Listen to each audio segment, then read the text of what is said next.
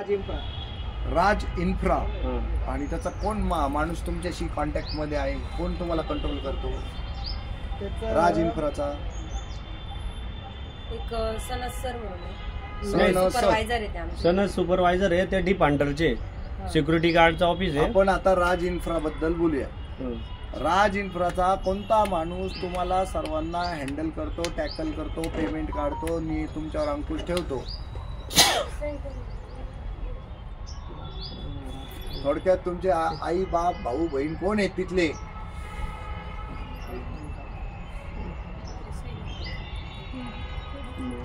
तुम्हाला पगार किती झाले आतापर्यंत?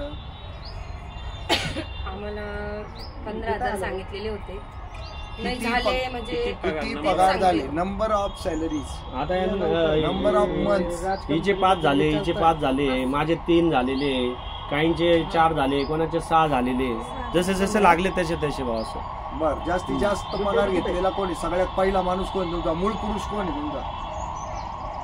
पहिला माणूस जास्तीत जास्त पगार तर मीच घेतला.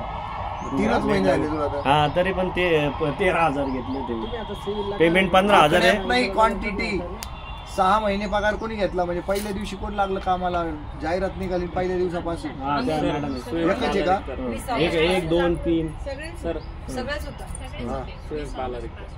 हा, या ना म्हणा आतमध्ये. त्याला होतं म्हटलं सर ड्युटी येऊ का, तर ते मला डायरेक्ट बोलले की तुमची जेव्हा गरज पडेल ना तेव्हा आम्ही तुम्हाला ड्युटी घेऊ. म्हणजे येऊ ना काही म्हणले नाही आणि थांबाही म्हणले नाही, काहीच नाही. लागली गरज तर बोलवू.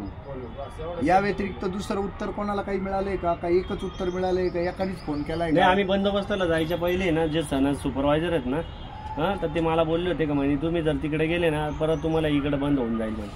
कुठं तिकडं? बंदोबस्ताला तिकडे गेले ना टाकेरला. नेलं होतं का तुम्हाला? नाही, आम्ही गेलतो टाकेरला बंदोबस्ताला. तो आम्ही पर्सनली घेतला होता. घेतला होता आपलं? हा. किती रुपयात घेतला होता तो? 500 रुपये रोज घेतला होता प्रत्येकाने. अच्छा. हा. किती दिवस टिकला तो? 8 दिवस? हा, 3 दिवस होता. हा, मग तो घेतल्यामुळे हे सगळं झालं असं म्हणायचंय का तुम्हाला? नाही, ते झालं नाही. त्याच्या अगोदर पण आपण तुमच्याशी बोलणं केलं होतं ना, आपल्या इंद्रनगरच्या बोगद्यामध्ये आपले जाधव साहेब होते नाही का? काय नाही, ते वरच्यावरच केलं होतं. हा, पण ते मला तेव्हा यायला भेटलं नाही आणि त्याच्यानंतर यांचं सिरियस मॅटर नव्हता तो. तू हा दिसलो बा मग म्हणून बोलायचं म्हणून बोलला होता. आलं लक्षात? मला आहे ना स्पष्ट बोलायला खूप आवडतं. मी स्पष्ट बोलण्यासाठी प्रसिद्ध आहे, कडू बोलण्यासाठी प्रसिद्ध आहे. मी गोड गोड दाड्या चोळत काम करणारा माणूस नाही. सुरुवात अशी झालेली होती, एक कॉन्ट्रॅक्ट सुरुवातीला माने राज इन्फ्राचे म्हणून त्यांच्यासोबत झालेलं होते. नंतर डीप हंटर यांच्याकडे गेलं कसं हेच माहिती नाही. बरं, ते जाऊ दे. आता ज्यांचा ठरलेला तुमचा जास्त प्रवास पण नाहीये. 3 महिने 4 महिने 5 महिने 6 महिने एवढाच प्रवास आहे. 6 महिन्यावाले किती जण आहे? मला हातवर करा बरं. सगळे 6 महिन्यापासून. मग ह्यांना कसं काय 3 महिने झाले? मी मुंबईला होतो, मुंबईवरून इकडे आलो. हा, तुम्ही पण 3-4 महिन्याचेच आहे का? तुम्ही 6 महिन्याचे. हा, तुम्ही कोणी फोन केला का याच्यासारखा कोणी फोन केला का? हा, केला. काय म्हणाले? तुम्ही काय केलं होतं? मी फोन केला होता, ते मला म्हणे मी आता 2 दिवस सुट्टीवर आहे, मी सोमवारी जातो ऑफिसमध्ये विचारतो आणि मग सांगतो असं सणस म्हणाले. सणसचा बॉस कोण आहे? मसे कुठं बसतो? डीप हंटरचा ऑफिस आहे ना. डीप हंटरचा ऑफिस कुठे आहे? पाथर्डी फाट्यापासून लेपला आहे मध्ये. बरं. डीप हंटर हे कॉन्ट्रॅक्ट ऑपरेट करणारा साहेब कोणता? NHAI चा?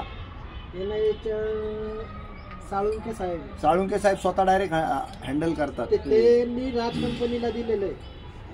डीप हंटरनी नाही, साळुंके साहेबांनी राज कंपनी वाल्यांना दिलेलं आहे. राज आणि राजवाल्यांनी डीप हंटरला दिले. सब कॉन्ट्रॅक्ट आहे ते. तुम्हाला अजून माहितीच नाही तुम्ही कोणत्या घरात जन्म झाला तुमचा, कुठून कोणाला दत्तक दिले तुम्हाला माहिती नाही. ठीक. आता तुम्हाला फक्त कंटिन्युएशन करून पाहिजे. साळुंकेशी एक मीटिंग लावायची का? हो, 1 मिनिट फक्त. आता ज्यांनी ठरवलेलं होतं ना तीच व्यक्ती येते. हा, ते ठीक आहे. तुमची मागणी हीच आहे ना की आम्हाला साळुंकेला भेटवून द्या. आणि आमचे पगार जो आहे ना 15,000 सर, तर त्याच्यामध्ये ना 13,000 रुपये आम्हाला हातात देतात आणि 2,000 रुपये कटिंग करतात. पण ते 2,000ची कटिंग काय? आता अशी परिस्थिती आहे, तेलही गेलं तुपही गेलं ना, ते आलंय दुपाटनं. आणि तू काय बाकीच्या वाता मानून राहील. पहिल्यांदा आता नोकरी मिळवावं लागेल परत ती 12-15 हजाराची जी काय आहे ती. बरोबर बोलतोय का मी? तर ते करू आपण. तुमची साळुंके बरोबर बैठक लावून देतो. काय जे स्पष्टता आहे ना तुमच्या व्यवहारातली ती स्पष्टता तुमच्या समोर मांडू. तुमचं काय कंटिन्युएशन करायचं नाही करायचं, नंतर तुमचा ऑफिशियल माणूस कोण जो आमच्याबद्दल निर्णय घेईल. आम्हाला घडीत राज इन्फ्रा, घडीत दीप हंटर, घडीत साळुंके, घडीत तुमचं काय त्याचं नाव अजून एक सनस, कोण कोण आहे मध्ये आम्हालाच कळत नाही म्हणा. वेट बिगारी बरी, वेट बिगारीला तरी एकच माणूस असतो पगाराला. आपण रांगेत उभे राहतो आणि आपल्याला कोणतरी पगार देतं. इथं तसंही नाहीये. तर त्याची मागणी करू आपण आणि याचं भवितव्य काय ते विचारू आपण. तर किमान 11 महिने तरी तुम्हाला कंटिन्यू करायला पाहिजे होतं त्यांनी. तसं काही केलेलं नाहीये. मला